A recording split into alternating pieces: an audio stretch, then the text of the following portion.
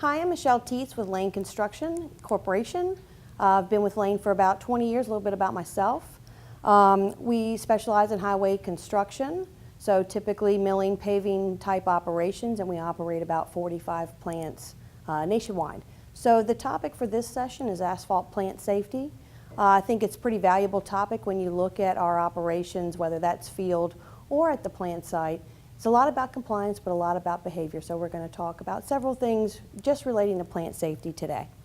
So let's start with a video that really kind of encompasses when safety's not a value.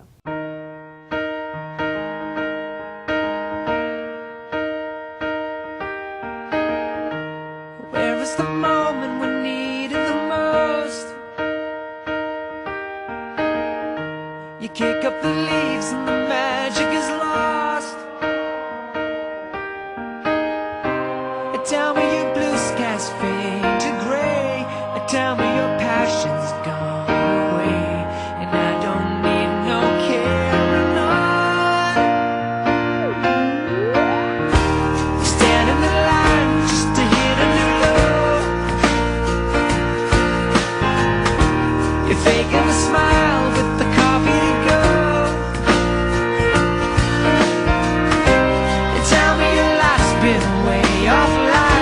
You fall into pieces every time, and I don't need no carrying on. So I cannot promise that no actors were injured during the filming of that video, but really it goes to show why OSHA, which is the Occupational Safety and Health Administration, was really put into play in several years ago, because we need compliance regulations within our operations. So OSHA is the federal entity that provides us those. So when you look at those, that video, clearly they didn't have a lot of good items in use, and so we don't want our employees to take it upon themselves to come up with that best way. We need to be able to provide them those answers for safety, right? So let's talk a little bit about, we don't want to learn safety by accident, so let's talk about some statistical data that OSHA provides us relating to injuries nationwide. So I want you to reference your student workbooks, your student worksheet, and kind of go along with me here. So the first section there, you'll see a column of about 5 things on the left, and there's some blanks there. So I want you to take a moment to look at those, think about these 2016 statistics. So number of construction fatalities in the United States, fatalities from falls, electrocution, struck by object, and caught in between. So take a moment, jot down what your best guess is of those numbers. Let's talk about what the real numbers is so you can fill out the right column. So total fatalities, construction fatalities in the United States, 2016 was 5,190. When you look at fatalities from falls, 384. Falls from electrocution were 82. Fatalities struck by object was 93, and caught in between was 72. So when you look at those numbers, 38.7% of the fatalities are from falls alone.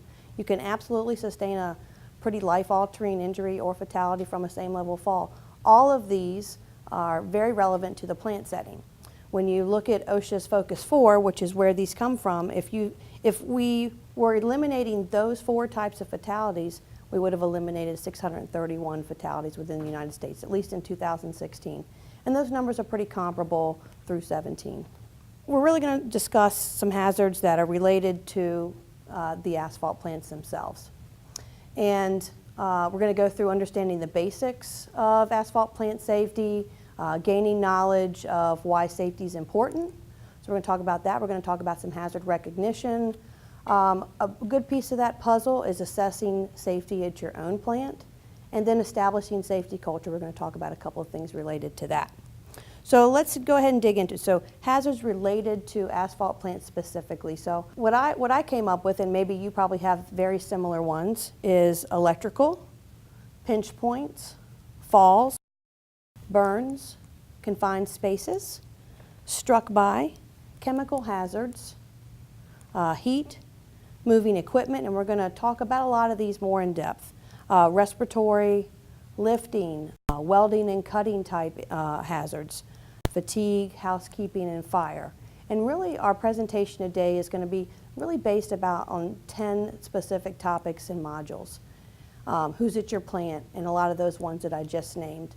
We're going to follow along with Homer Jones. He's an employee at XYZ plant, and we're going to watch him in a day of the life of a plant employee that really may not have good safety behaviors, because it's really that's where safety is, compliance side and behavior side, and how do you get folks to work with good behaviors in mind.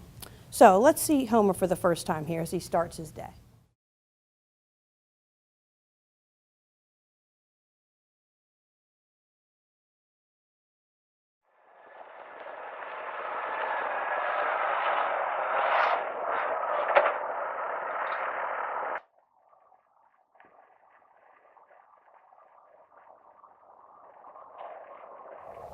So now obviously Homer's not a real actor. The goal here is to bring in some kind of comedy to discuss a really pretty serious topic. So, and what he's really representing there is who's at your plant and what hazards and exposures do we need to be concerned within those facilities.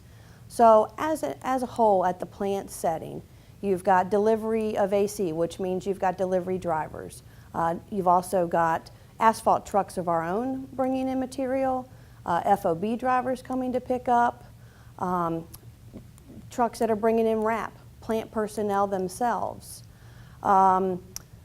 You've got QC technicians that are possibly out there doing samples, inspectors maybe. Sometimes we get visitors that were going on tours around the plant, management, salespeople. You know, they pull up and they just walk right in to talk to somebody. So there's a lot of hazards that you really need to be concerned with, and what are we exposing not just our own employees to, but those that are visiting or walking around with within our facilities. So I guess what we really need to gear toward is what specific hazards do these people come up against? Well, as we saw in the video, runover is a huge potential hazard there. And that kind of talks about the struck by. A lot of folks that come in and visit have lack of personal protective equipment on. If you've got a salesman, he's probably not going to put a hard hat and a vest on to come up to the plant tower to talk to anybody. There's congested areas. A lot of times at plants, there's just limited areas. You've got your aggregate piles, your plant itself, and there's just not a whole lot of space and real estate to be working with.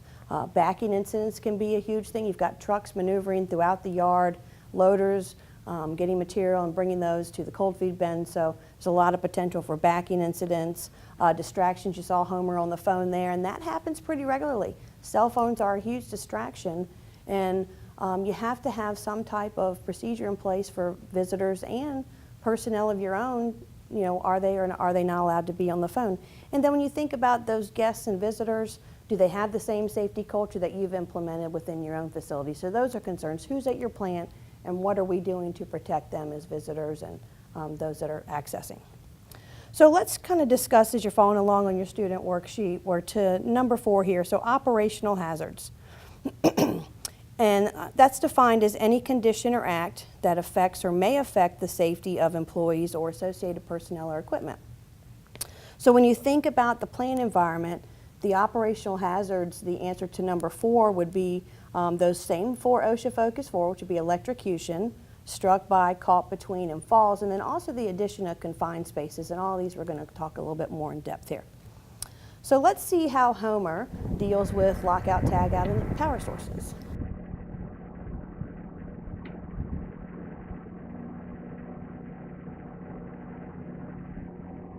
Hey, did you lock that out? Yeah, lock that. So when you think about lockout, tagout, or power sources in general, there are just a ton of things to be reminded of. Okay, so when you look at Homer and his event there, what did he lack? Proper procedures for lockout, tagout. As we talked earlier, compliance is the name of the game in the plant environment. You have to have certain procedures in place according to OSHA.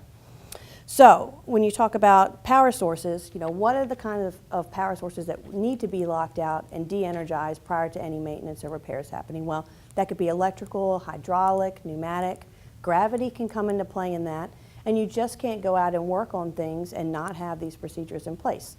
So what you're seeing there on the screen is in the left side of the screen, you've got a electrical room in the plant. As you can see there, they put a hasp on, their locks are in there. That piece of equipment is locked out or de-energized, so it will not come on during repairs for any reason. The other picture there is the lockout tagout station. You've probably seen these within your facilities. During lockout tagout procedures, everyone has their own lock. They have a key, and nobody else has access to that. So you have to, each individual has a way to lock out that equipment. So there is some important steps when it comes to lockout tagout. You need to prepare for the shutdown. You shut the machine down. You de-energize and isolate that energy source. You then release any stored energy, and then the most important step is to verify. Verify that that piece of equipment is off. So someone goes up into the plant tower, hits the button to turn on that component, and it should not come on, and then, okay, now we're ready for work. And then to remove that process, you just do those steps backwards. The biggest thing to remember is the all clear once the lockout tagout devices are removed. Where is all personnel? Is everybody free and clear from that area so that when that component is re-energized, that they're not in harm's way? Because a lot of times when you talk about compliance and taking shortcuts, this is one where people tend to do that. We do a repair on the drum, and you have to take everything off to bump the drum to make sure that that repair was done properly, and then people end up putting themselves in harm's way. So that's one of the biggest things to remember in lockout tagout is to verify the source is off, and part 2 of that is to verify all employees are removed from that source when you're getting ready to re-energize. So let's see how he does with some AC offloading.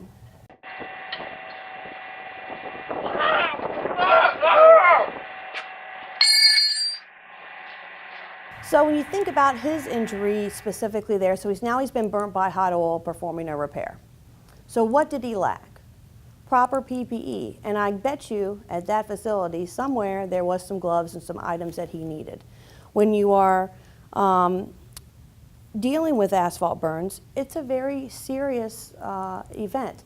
You can't take that for granted, these repairs. We've had several people over the years come into contact with hot AC just from taking a shortcut or not doing something, not wearing the right PPE. And a good example is this gentleman that worked for us, still works for us to this day. He was in an offloading process of AC. There was an air bubble within the tank, and that moved throughout the line as the offloading process started. Somehow there was a malfunction, the hose became disconnected, and it ended up all over this gentleman here. He was burnt pretty significantly and had to be airlifted to the ER. As you can see by the way that the asphalt is around his entire face, he lacked any PPE at all.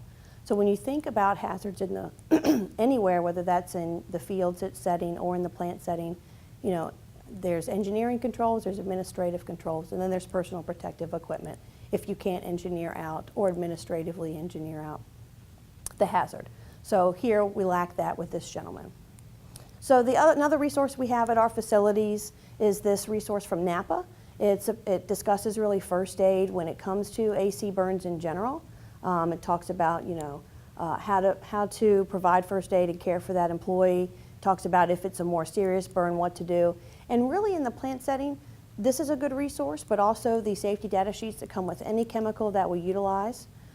They need to be available in case an emergency happens and someone needs to be treated at an emergency room. And this kind of gives us a real good glance of what to do at the time of a minor burn, but anything pretty major, like the guy in the picture prior to this slide, he really did need some emergency care. So you need to have these resources in case.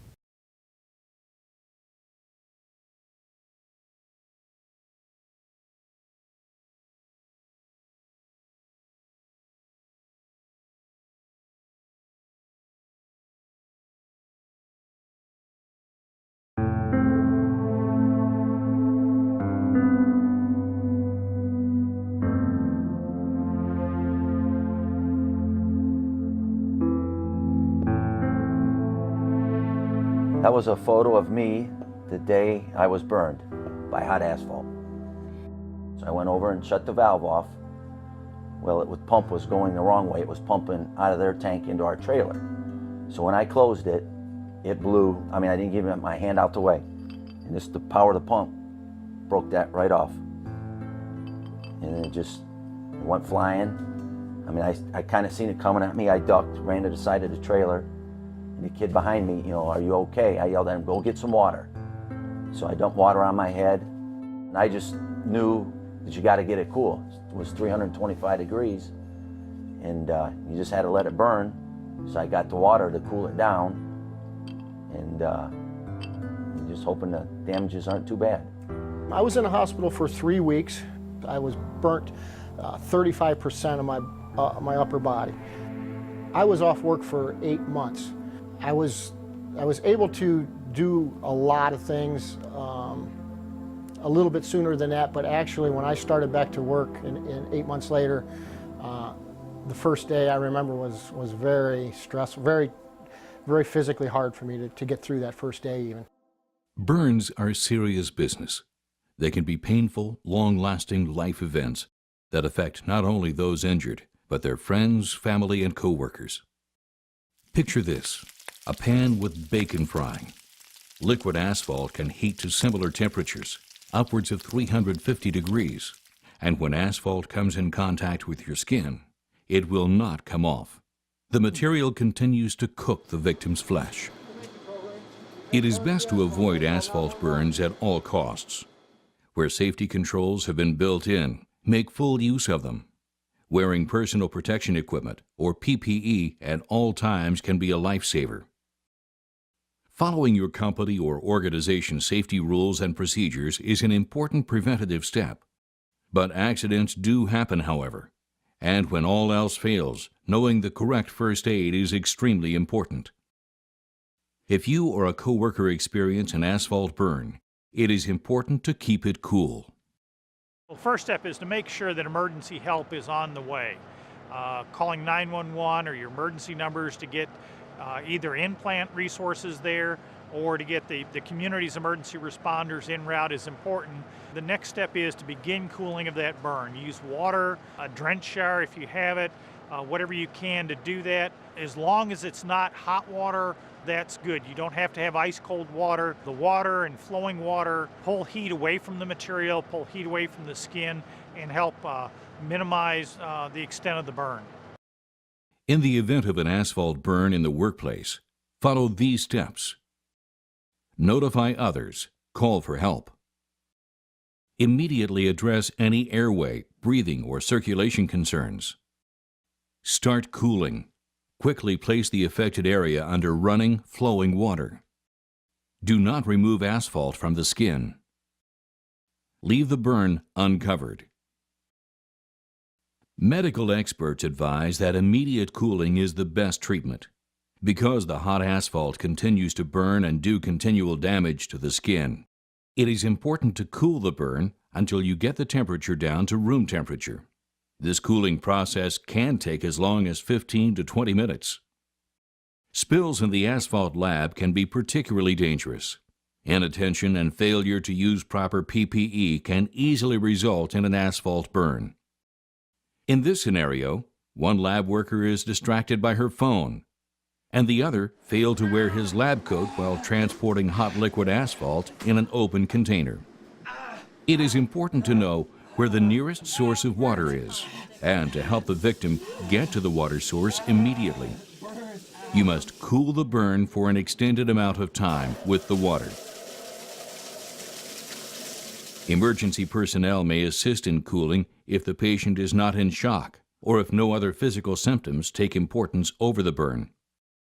It is vital to inform EMS professionals about your company's asphalt burn procedures as they arrive. Exercising caution at all times is important. This employee failed to notice that there was a small amount of moisture in the can before he collected a hot asphalt sample.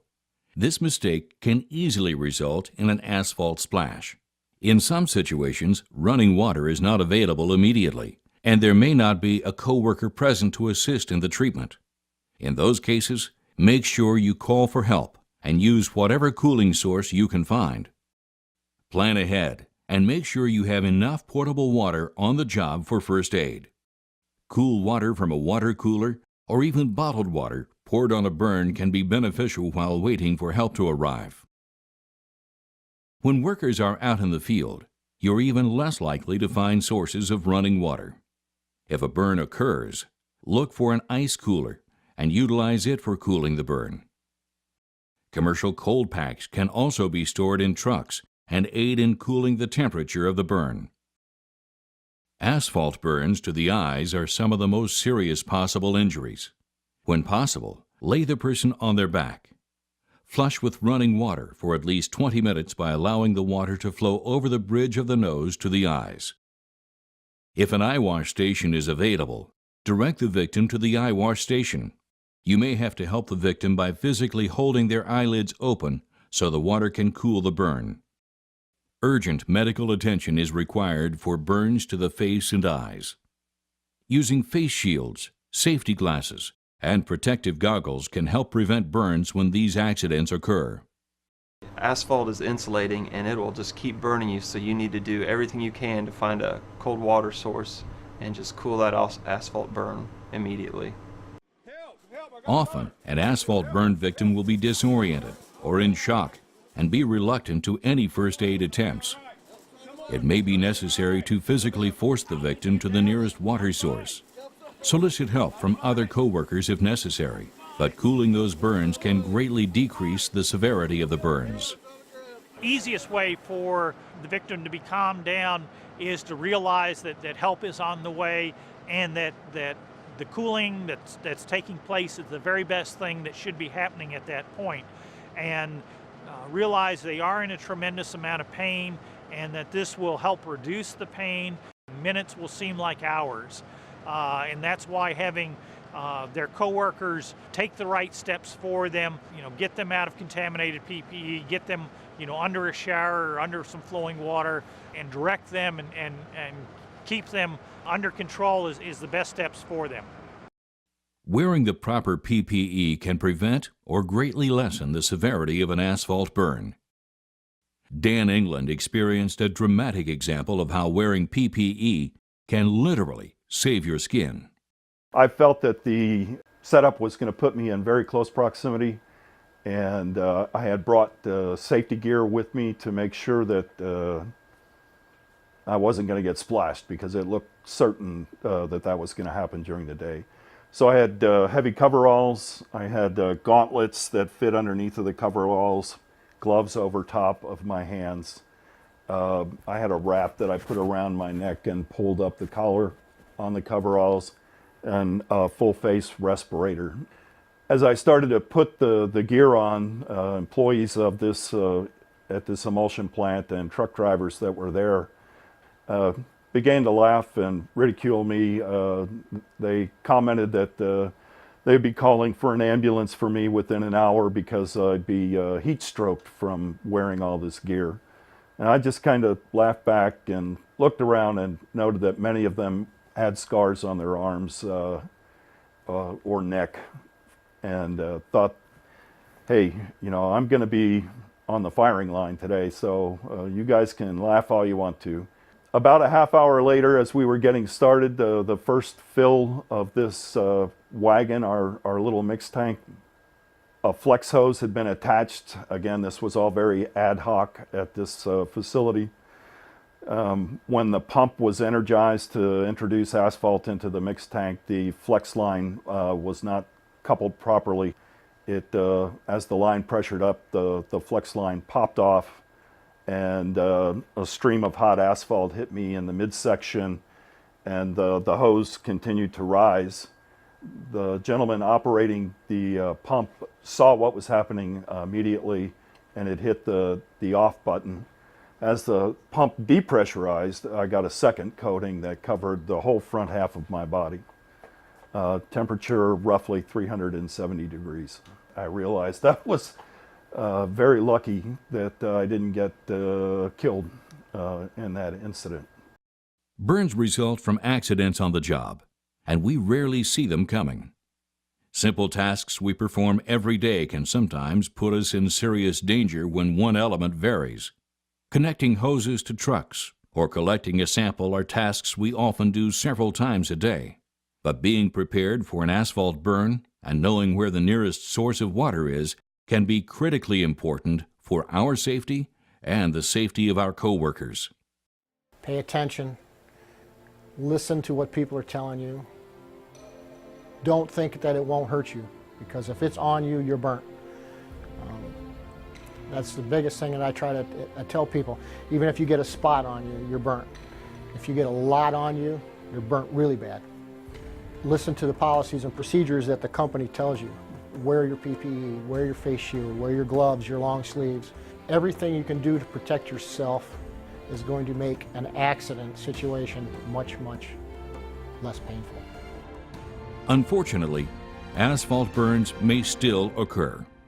But if they do, remember to keep it cool and quickly place the affected areas under cool water. Always know your nearest source of water. Cool the burn to room temperature, whether it is under a faucet, a shower, a hose, an eye wash, or another water source. Make certain you cool that burn until help arrives. So the video that you just saw was also a resource from Asphalt Institute. It is orderable. I think it's pretty relevant to the offloading processes that we utilize at our facilities, so I would definitely recommend showing that to plant personnel. We do that at our facilities. It kind of gives them a good idea of what hazards are, they're exposed to during that process. So let's take a look at some operational hazards or struck-bys. So in the plant environment, there's certainly, we've already touched on some of these. You see here the gentleman in front of the dump truck. That's definitely a struck-by hazard. You've got a lot of equipment and a lot of vehicles moving in and out around a plant facility.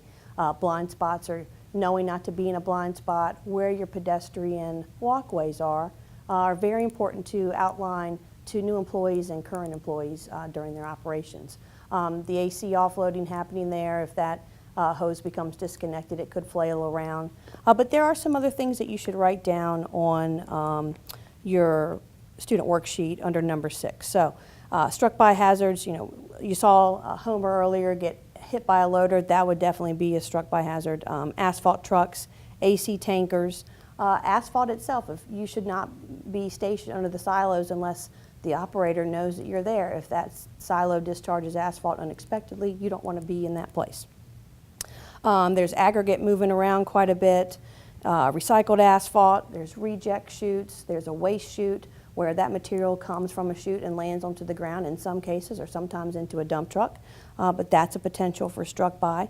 And then I don't think, this is one that some people really don't always consider, tools or items being dropped from the top of the plant. We had an injury earlier this year where an individual, they were doing some plant maintenance, the bag house is about 50 feet up. And the way that they got the tools up, they didn't use a correct way to do that. They had some U-joint metal pieces, U-shaped metal. And so they needed to get that up to the top of the plant to get it worked on. So they tied it in they tied a rope around through one of the slots and they commenced pulling it up to the top. So that individual that tied the knot stepped back to get another piece and stepped right back under the suspended load. And when it got to the top, the knot malfunctioned somehow and that piece of metal came directly down and hit him on the hard hat and the shoulder. And it was a pretty significant injury. So you got to consider what's above your head, what could potentially come down off the top of the plant, and be prepared for that. Put perimeter protection around your areas under that work, and make sure that you're keeping tools and everything where they should be, not over the side of the plant. And then, I think also considering how you're transporting material up to perform those repairs. Instead of using that method, they probably should have used a man basket or some other means and methods to get that equipment up there.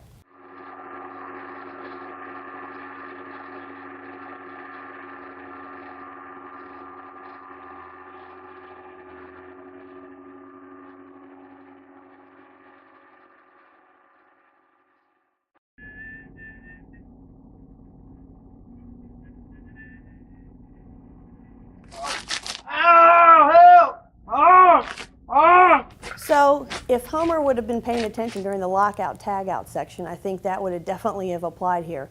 You should not be performing repairs on any kind of moving equipment, but this is an example of a caught by hazard, which is what the next module is about. So we're at number 7.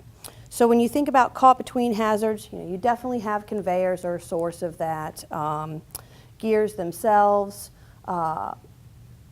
the pug mills, motors, screens, the caught in between hazard here that you see the cold feed bins. So those are some definite concerns of those. A lot of these hazards kind of group together when you talk about compliance things. If he couldn't have gotten caught in between had he had lockout tagout in place. So they're kind of they all work together to make safety happen in the plant setting.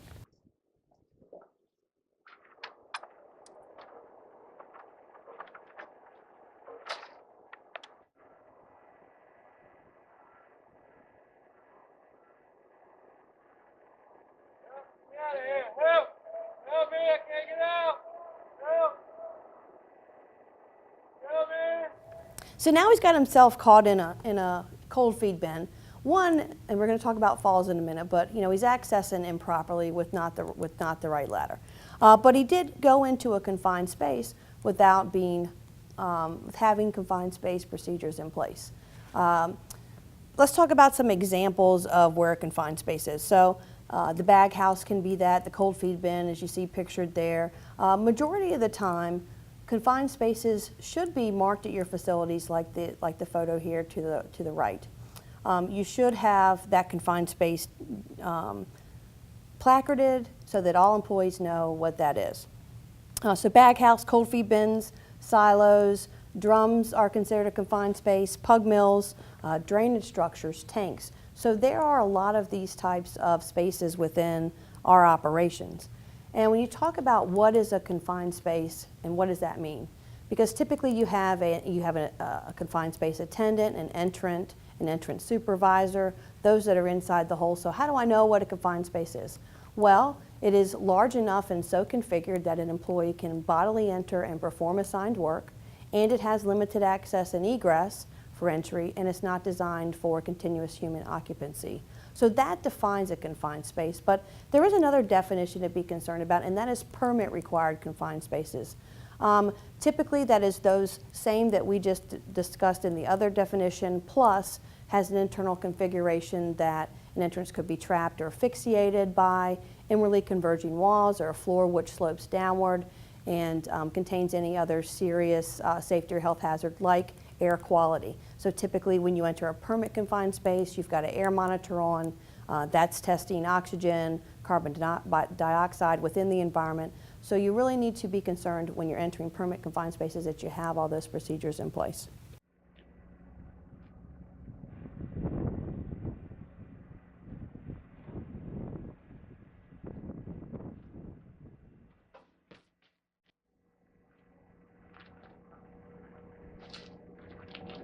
Hey, you alright?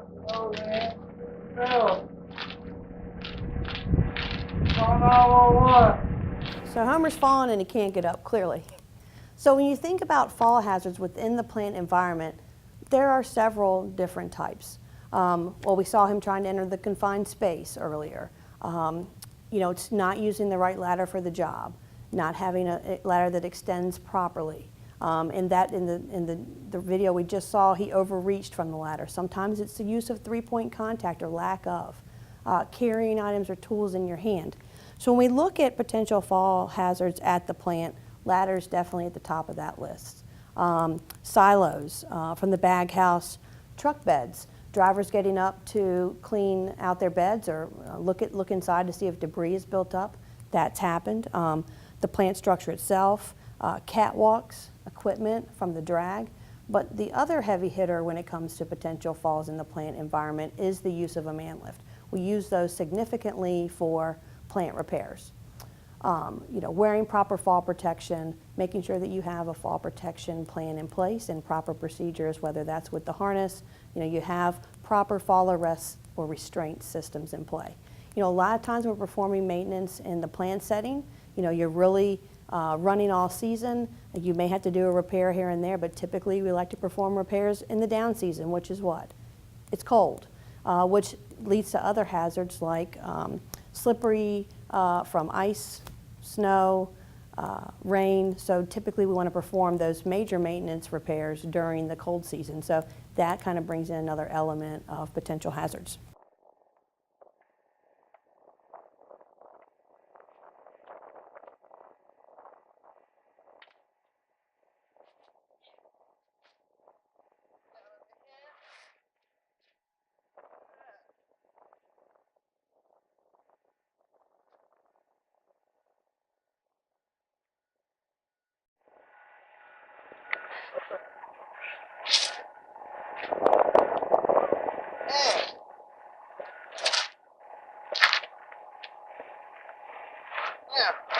Can't even get out now.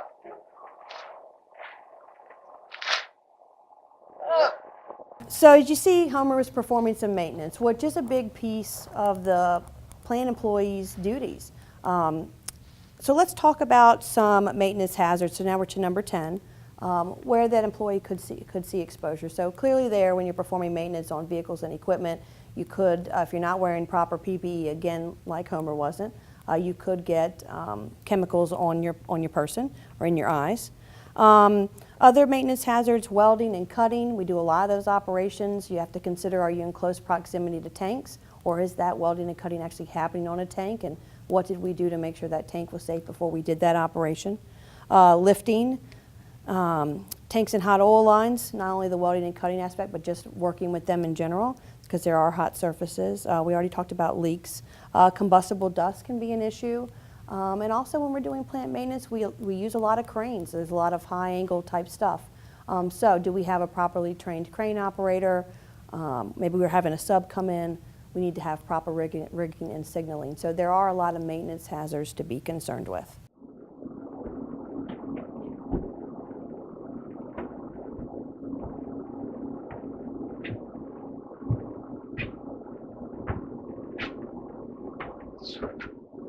Not been my day. What's wrong with you? Where do I start? Let's see here. Electrocuting, burnt my hot AC, burnt my hot oil.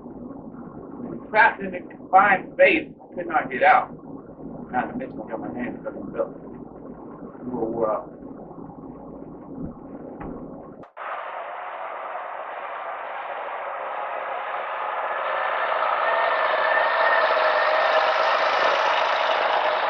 So fatigue is a true issue for Homer there. He's definitely a train wreck. He's kind of worn out from his long day, but you know, health hazards really do need to be considered. So let's talk about what a couple of those are. Now we're to number 11. When you think about health hazards within the plant environment, you know, number one, you need to know where your first aid kits are, and they need to be properly stocked, because you are going to have some minor cuts and lacerations that need to be attended to sometimes. Hearing is a huge concern in the plant environment when you're talking about employee health. The decibel ratings around a plant while in operation can be loud. You need to have some type of hearing protection program in place. Fumes from operations, we've already kind of talked about burns quite a bit. Fatigue can be an issue in the plant environment. We work a lot of days and night shifts, so maybe someone's going back and forth from the two. Sometimes we're working 10 to 12-hour days during operations, so fatigue can be a huge player when it comes to potential exposures to employees. And then the new thing, not that we haven't always been worried about respirable dust or silica, but OSHA's regulations regarding general industry operations in regards to silica in our environment. So that's also a health hazard to be concerned about.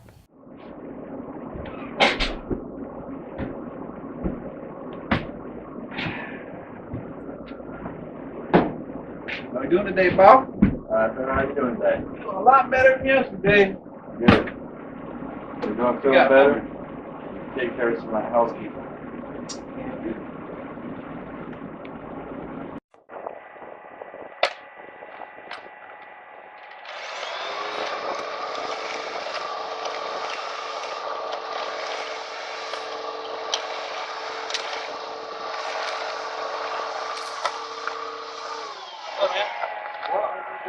Housekeeping, what you told me.